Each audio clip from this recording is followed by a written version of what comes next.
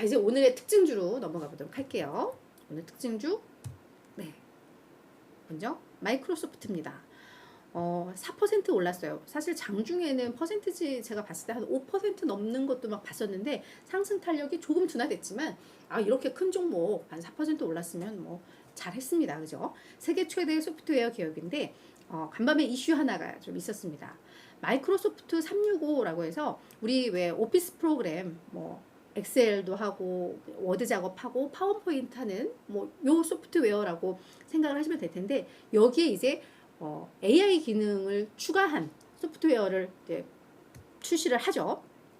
그래서 뭐 AI를 통해서 뭐 엑셀 작업도 조금 더 이제 간단해질 수 있고 뭐 이미지 작업 PPT에 있어서 뭐 이미지 작업도 조금 더 이제 생성형 AI가 뭔가 많이 도움을 줄 수 있고, 그러니까 사용자의 편의 기능이 되게 높아지는 거죠. 요걸 추가한 그게 이제 코파일럿이라고 하는데 요 구독 요금을 월 30달러로 책정을 했습니다. 이게 기존에 그냥 AI 기능 추가 안 된 마이크로소프트 365로 쓰던 사람이면 그 버전에 따라서 요 30달러면 약 53에서 어떤 사람 같은 경우에는 240%까지도 인상된 가격이라고 합니다.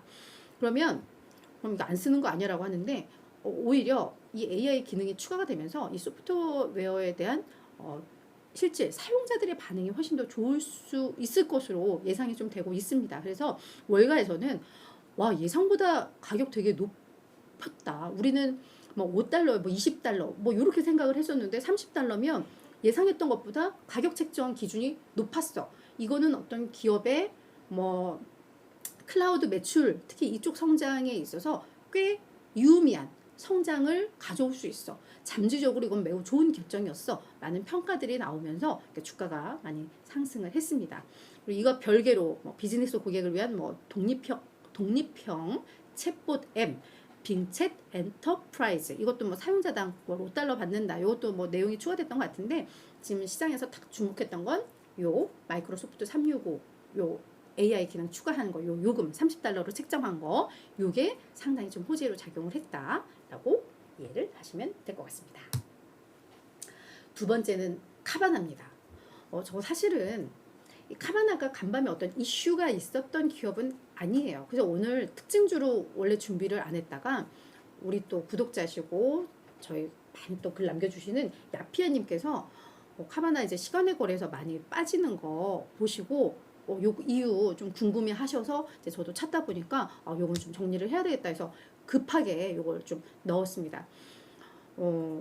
우리가 같이 이렇게 이유를 찾아가는 이게 정말 이렇게 생동감 있고 너무 좋은 것 같아요. 그죠? 그래서 자, 카바나가 장중에는 9% 주가가 올랐어요. 근데 사실 이 상승도 어떤 뚜렷한 재료가 있었던 거는 아니에요. 그냥 뭐 최근에 카바나 잘 나갔잖아요. 그래서 그냥 그 일환으로 그냥 오늘도 그냥 좋았는데 갑자기 장 마치자마자 뭐 주가가 지금 제가 들어오기 전에 봤던 게 한 9.9% 마이너스였고 그 전에는 막 12% 정도 하락을 하고 막 이랬는데 뭐가 그러니까 장 마감하고 뭐가 터진 거죠.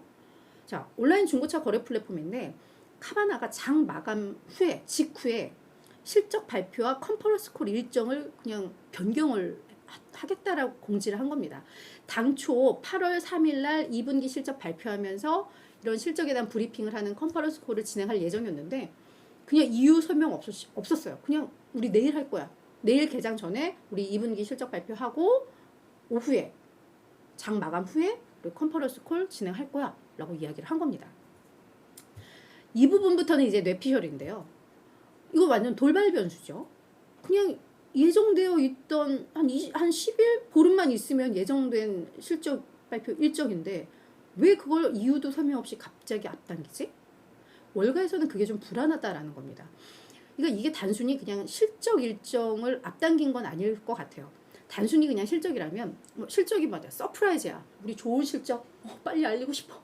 뭐 이럴 수도 있고 야, 시장에서 우리 기대 많이 하고 있으니까 빨리 우리 실적 안 좋은 거 알리자 라고 할 수도 있고 뭐 그렇죠. 근데 그럴 때는 다른 기업들이 택하는 방법은 잠정 실적을 미리 공개를 하죠. 밴드를 제시를 하면서 우리 매출액 어디에서 어디일 것 같고 뭐 수익은 어느 정도 구간이 나올 것 같아 라고 하면서 시장에 예방주사를 놔주는 역할들을 많이들 하죠, 기업들이. 그러니까 그 방식을 택할 수 있는데 갑자기 일정을 급하게 땡겼다라는 건 이게 단순 실적이 아니라 뭐가 있는 거 아니야? 라는 우려죠. 게다가 이 카바나 같은 경우에는 한참 그 과잉 부채 이슈로 인해서 뭐 파산 우려까지도 언급이 많이 또 나왔었잖아요. 그래서 이게 그래도 이제 뭔가 실적도 개선되고 있고 막 이러면서 그걸 이제 저희가 이제 잊혀지고 있는데 갑자기 뭔가 일정을 이렇게 바꿔버리니까 뭔가 이제 부채와 관련된 문제인가? 뭔가 큰 전략적 변화가 있는 건 아닌가? 뭐 이런 이제 상상들을 하게 되는 거죠. 그러니까 이게 결국은 불확실성이 커져버린 겁니다. 그러면서 이제 주가가 급락을 하는 거예요. 그래서 이 내용은 실질적인 내용은 저희가 내일에서야 확인이 되겠지만 월가에서는 이런 사례는 뭔가 좀 불안하다라고 해석들을 하고 있고 그게 이제 주가에서도 이렇게 좀 반영이 됐다 이렇게 이해를 하시면 될 것 같습니다. 이 내용은 우리 수피아님 카바나 사고 싶은 손가락 꼭 붙잡았는데 잘했다 싶다 이렇게 얘기를 해주셨는데 모르겠어요. 이게 진짜 내일 뭐가 좋은 소식이 나올 건지. 그러니까 지금은 그냥 불확실성이에요. 우리 아무것도 몰라요. 회사에서 뭐 입국 다물고 있고 우리 내일 다 공개할게 라고만 한 거기 때문에 네, 근데 그냥 이 불안감, 불확실성이 사실은 가장 큰 악재잖아요. 지금 그 상황이라는 거 이건 좀 말씀을 드리도록 하겠습니다. 여기서 막 서프라이즈한 뭐 좋은 게 나왔으면 좋겠는데 그죠? 이거는 한번 내일 다시 한번 좀 다뤄보도록 할게요. 자, 이제 세 번째는 노바티스입니다. 얘는 한 5% 정도 올랐는데요. 스위스 제약회사이고 세계 1위 인슐린 생산 기업입니다. 그러니까 당뇨 환자이신 분들이 많이 쓰는 그 인슐린 요거 생산하는 세계 1위 기업인데요. 실적 발표했습니다. 매출액 서프라이즈, 조정 EPS 서프라이즈, 거기에다가 올해 연간 매출 성장률 전망치. 요 숫자는요 사실은 제가 임의로 넣은 거예요.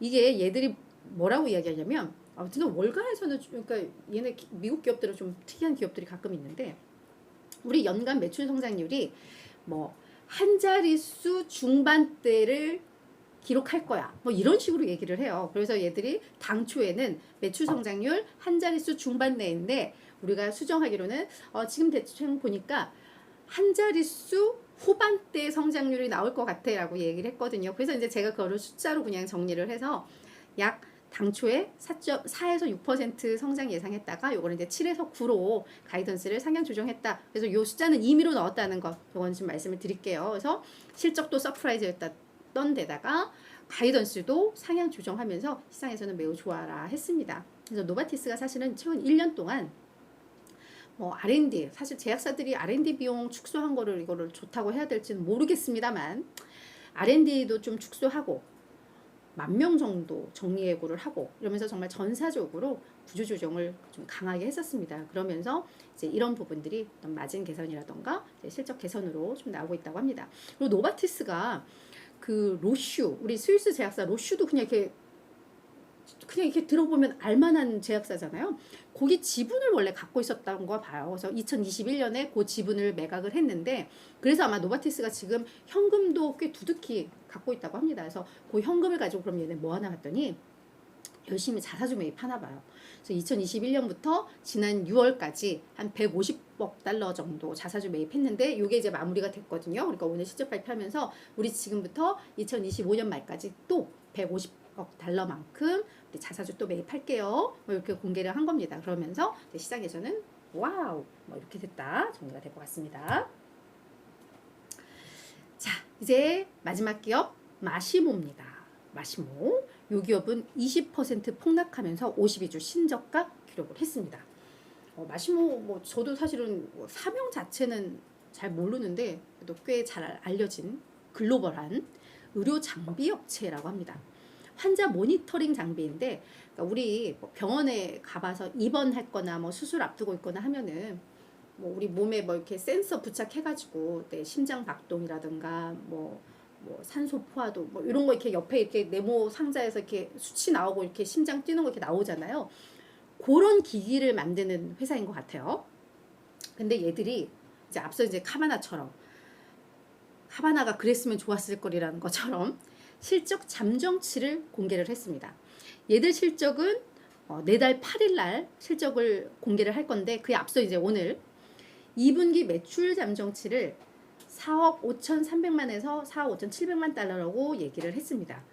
시장에서는 5억 5,300만 달러 정도 예상을 했었거든요. 그러니까 미리 우리 시장에서 기대하는 것만큼 매출 안 나올 것 같아요 라고 하면서 이제 잠정치 예방주사 시장에 넣은 겁니다. 그러면서 20% 급락을 한 거예요. 그래서 이 의료 장비 쪽이 대량 주문이 좀 지연이 되고 있고, 그러니까 병원들이 뭔가 좀 상황이 예산 상황이 좀 좋지 않다라고 언급을 한 겁니다. 그러면서 주문이 지연되니까 당연히 재고는 쌓이게 되는 뭐 그런 국면이라고 이야기를 좀 했습니다. 그러자 월가에서도 목표가를 완전히 그냥 패대기를 치기 시작을 했습니다. 스티펠에서 투자 의견 매수에서 보유를 낮추면서요. 목표 주가 거의 반토막했습니다. 205달러에서 120달러로 낮췄고요.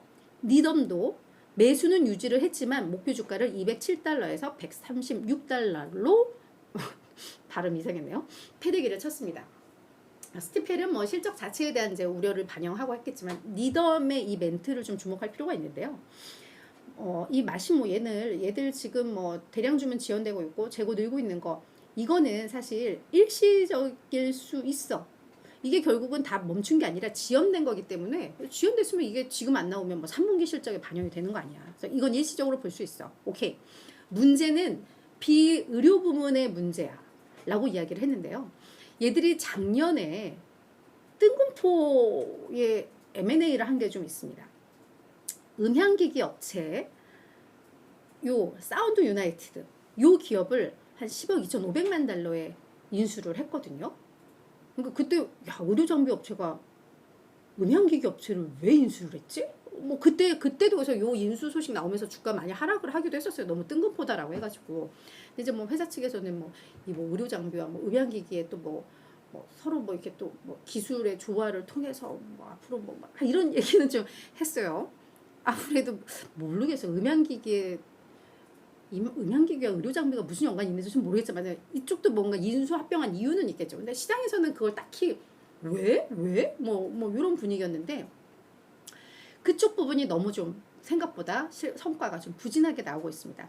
당초 작년에 인수할 때만 하더라도 그때 매출 상황인가 이런 걸 보면 연간 한 10억 달러씩 매출에 추가가 될 거고 그렇게 되면 뭐 재무제표 상에 있어서 뭔가 좀 개선이 될 거고 막 이렇게 얘기를 했었는데 웬걸 올해 매출 가이던스 이쪽을 8억에서 8억 5천만 달러로 제시를 했습니다. 당초에는 그래도 한 10억 달러에 육박할 것으로 예상을 했는데 그러니까 이제 뭔가 이쪽 부문 비오료 부문이 예상보다 부진하다라는 거죠. 그래서 이 리덤에서는 요거 사업 그러니까 매각을 해야 된다는 게 아니라 뭐 다른 쪽으로 이렇게 분리를 뭐 계열사 분리를 뭐 이런 분리를 해야지 된다라고 조언은 좀 하고 있습니다. 그래서 요 소식이 간밤에는 악재로 작용을 했다 이렇게 이해를 하시면 될 것 같아요.